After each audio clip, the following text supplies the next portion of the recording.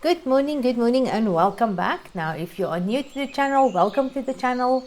And I hope you're going to enjoy your stay here. Now, today's video is going to be everything on how to find a substitute for a certain oil, especially olive oil in this instance today. Because I see all over the Facebook pages and everywhere that people are asking for replacements for olive oil and so on. You are welcome to skip over the explanation of how I got to it. I will put timestamps in the video, so you can skip. But sometimes people miss out on important information that they can use later on in life, just because we feel so rushed. So if you have a little bit of time, make yourself a cup of tea, pause the video, get something nice and get yourself comfortable. Then I'm going to teach you how to actually get a substitute for your oil. So then you can use the information later on. And may I please ask you to become part of our soap making tribe here if you're not part of the tribe already. By liking and subscribing, I really appreciate your support. So let's just jump right into this and let me show you how I got to a substitute. Again, if you're in a rush, you are welcome to skip over and just get to the answer. But I would really like it if you spend some time here. So, okay. First things first, I found oil that is very similar to olive oil, which is avocado oil. Now, avocado oil is a lovely oil to work with, but here in South Africa, avocado oil is very expensive. It's even more expensive than olive oil. So that negates the whole process, yes? So we can't use olive oil if we want to get something that is more affordable. If you have olive oil at home, at hand, and you run out if you have avocado oil at home and you run out of olive oil, this might be a one-to-one substitute. You just need to run it through the calculator to see your saponification values for the lye. But it should give you a very similar oil. Just first glance here, we're going to look at the acid profiles of these oils, and then we're going to look at the properties here in the bottom.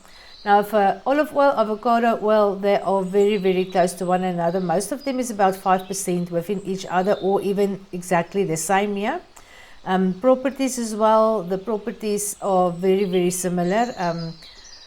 So, yeah, but I'm going to hide the avocado oil, and then I'm going to show you the oils that I researched on. I looked at a lot of oils. If you want to know where to find the information on the oils, I use Soap Making Friend Calculator. I will leave a link in the description box if you want to go check out. I've got a video there showing you where to find all of the fatty acid profile info, and yeah, everything is in there. So I'm not going to show you now. I'm trying to keep this as short as possible. Okay, so let's see. The two oils that I found in combination that work quite nicely is canola oil and palm oil. Both of them are much more affordable oils, so this might be an option for you. I'm going to show you. I've used these two. I ran them and made a recipe, one with olive oil and one with the replacement, and then I'm going to show you the numbers there. So these are going to look a little bit, you know what, not sure how I got to them, but let me show you. Okay. We're going to look at the palmitic acid. Palmitic acid, olive oil is 14%, then canola oil got 4%, and palm oil. So first things first, I was looking for something very high that's going to be similar in oleic acid.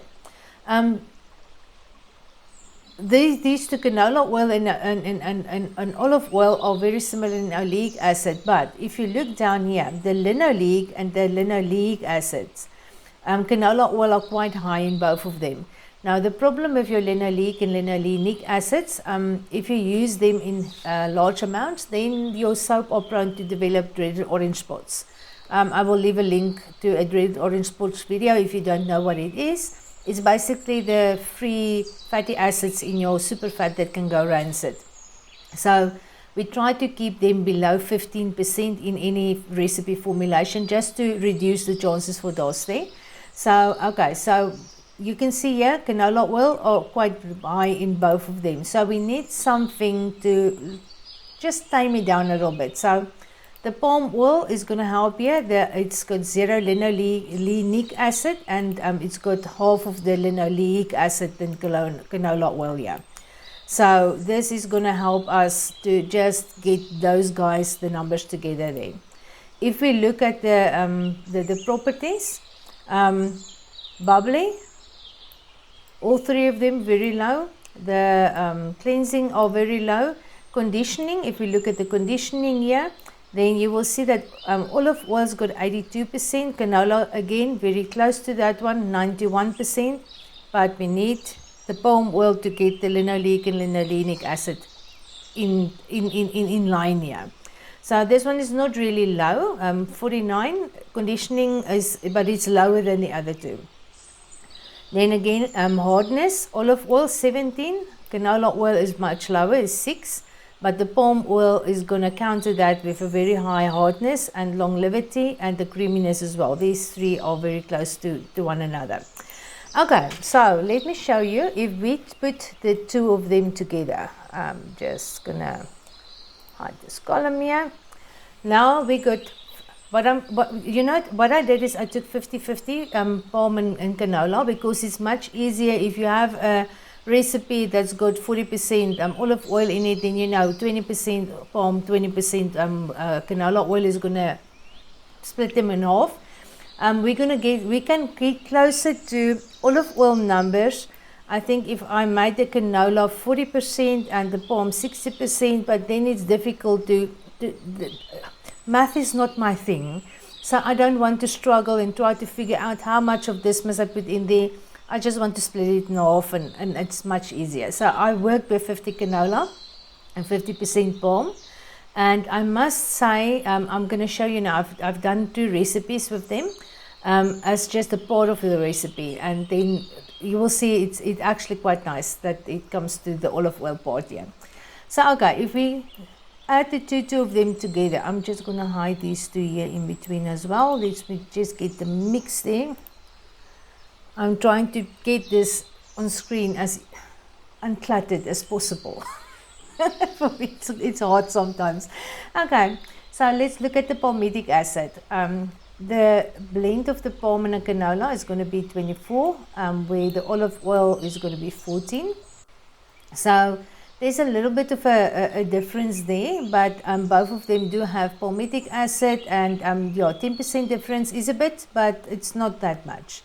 Stearic acid are very, very similar here. The oleic acid, 69, 51, so it's a little bit lower, but it's still 51% oleic acid is a quite high number of oleic acid there, so I'm happy with that. Then the linoleic acid, olive oil with 12 and 16, so canola and palm blend still a little bit higher, but we're going to work with this. Okay, and then the linolenic acid, it's 1 and 5, again a little bit higher, but not too much.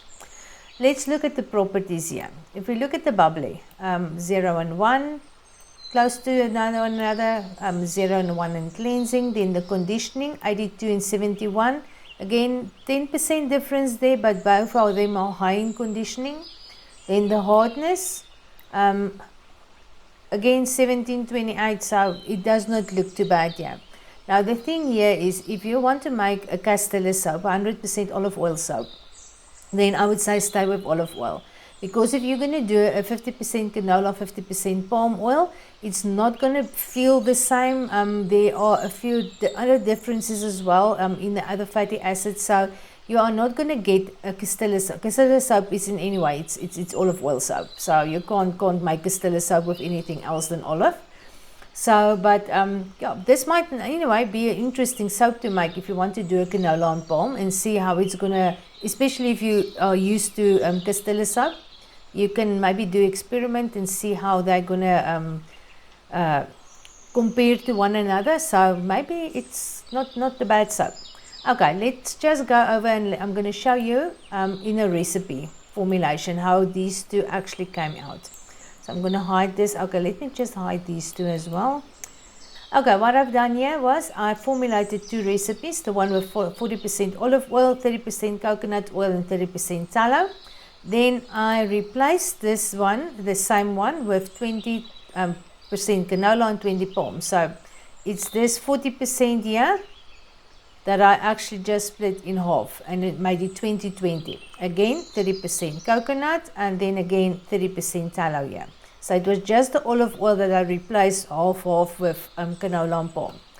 Okay, if we look at the palmitic acid, 17 and 21, so that is actually not too far apart. Stearic acid spot on the same here. The oleic acid, 4133, not exactly the same, but both of them are quite high in oleic acid still there.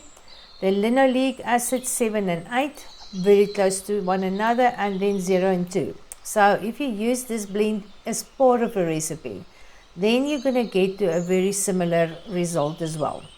So okay, let's look at the bubbly here. The bubbly, both came out 22. Cleansing, same. The conditioning here, 48, 43, very close to one another. Hardness was 48, 52. Again, about 4% difference between the two of them. Longevity, 26, 30, and the creamy, 26 and 30. So our canola and palm oil mix are going to last a tiny little bit longer.